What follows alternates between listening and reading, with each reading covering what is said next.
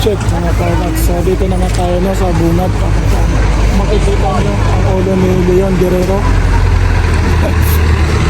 So ito yung mga palatandaan mga kaunats na malapit ko na sa Baguio.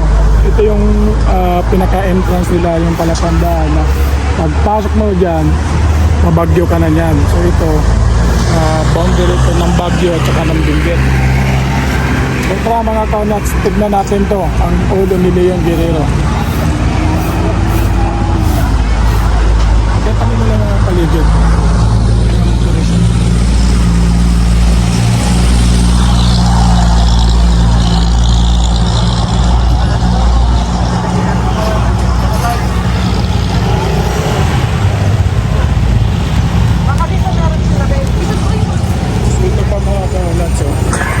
Ito pa mga kaunats, kung gusto mo magpa-picture sa aso, yung malaking aso, 10 piso, isang ulo, isang tao. Meron din sa ano? Ikot-ikot mo na tayo.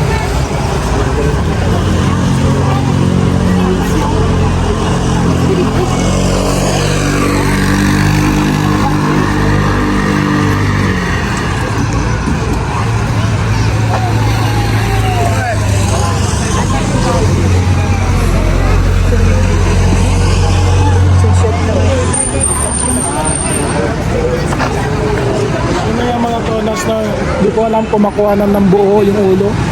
Yan. Ulo po ng Leon yan. Gawang tao lang yan. Man-made lang po yan.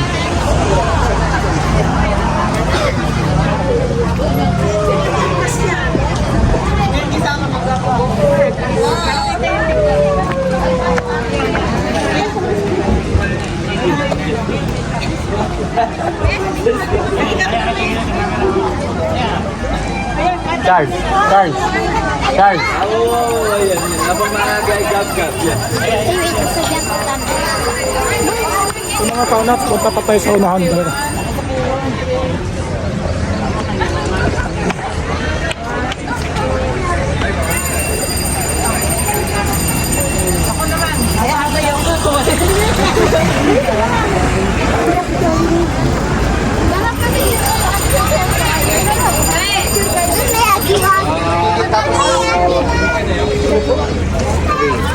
Hoy, isa pa.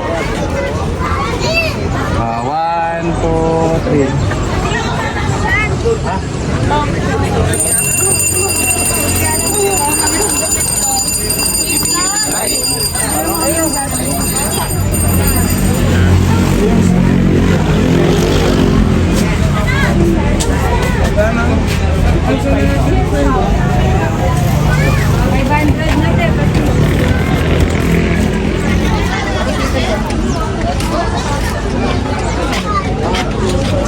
Hindi ka nalang di payong.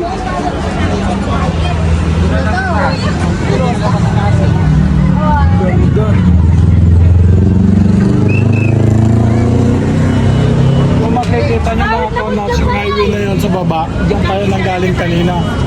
Yan o, yung paikot-ikot na yan. Dyan tayo. Nagmura yung highway na yan sa likod ng bundok na ito mga kaunats, dyan galing.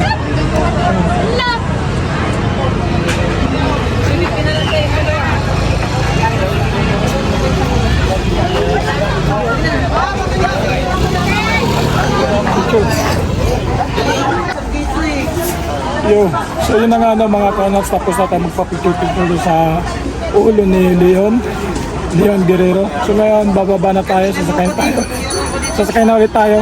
Akit na tayo ng Baguio. Yeah, itakit tayo sa Baguio mga kaunats.